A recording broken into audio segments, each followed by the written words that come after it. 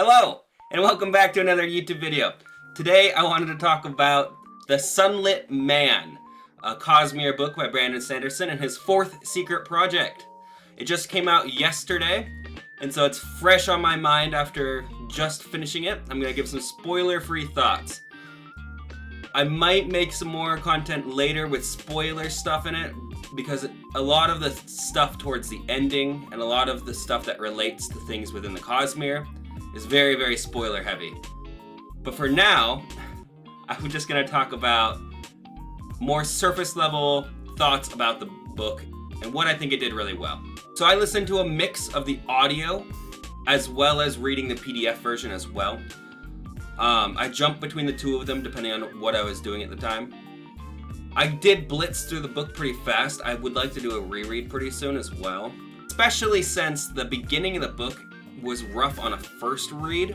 I had a little bit of trouble connecting with the character. I think the opening would work well if you're really into like those action heavy, they throw you into a scene and then you just kind of have to figure out what's going on kind of situation. I think now that I understand the context of who these people are, I think it would work a lot better for me. Just like most prologues for me, I don't really enjoy on a first read. I enjoy them a lot more on a second read. I think the first 2 or 3 chapters of this book are the same thing. The world, in typical Sanderson fashion, is incredibly unique and different. It's really, really intriguing. I think this might be his most unique world he's created so far. And the magic system plays into the world really nicely as well. It actually is a bit reminiscent of Aether of Night, if you've read that. I've done a little video about it, actually. I'll link it right here. One of the magics within Aether of Night is a little bit like the magic you see in this book. I think it wasn't really until the language barrier was closed and that he started to actually have dialogue with characters that I really started to enjoy the plot and started to invest into the plot.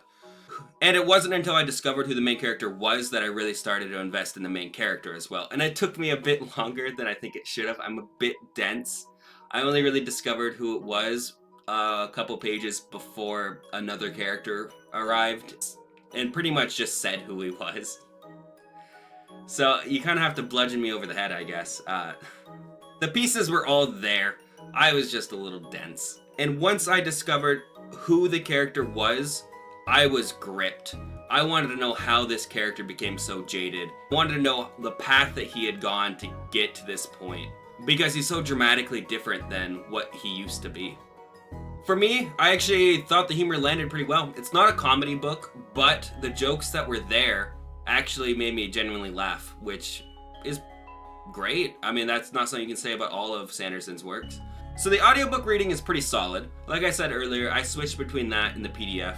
The only real complaint I had about the reader was that he made one of the voices for a recurring character a bit different than what I've heard in other Cosmere books. He made him sound a lot older and just not how I picture that character being. However, I also think this kind of gives you a perspective into what someone who's only read this book kind of would see this character as being. Sorry, it's a little confusing to talk about without saying names and spoilers. One thing I definitely need to note about the audiobook, though, is that the epilogue is actually messed up, so it's taking place two chapters before the end of the book. I expect this will be hotfixed within the next couple days, hopefully, because it's a bit of an egregious error. When you have the middle of the climax happening, and then you're suddenly cutting to the epilogue of the book, and then you finish the epilogue, and then you're back in the climax. It's not quite what you want when you're reading. So I expect this will be hotfixed. I hope it will be hotfixed. So this book is a lot like if you take Star Trek, and then you take The Martian, and you slam them into the Cosmere universe. This is kind of what you end up with. It's very much like a Star Trek episode where the character shows up on a new place and has to kind of discover the local customs, and then at the end of the story, it moves on. And I really, really want to see more of what happens with this character.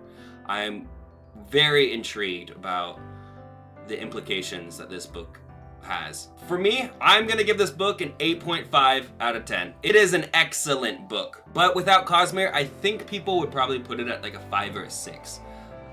That extra knowledge of who this character is kind of goes a long ways, in my opinion.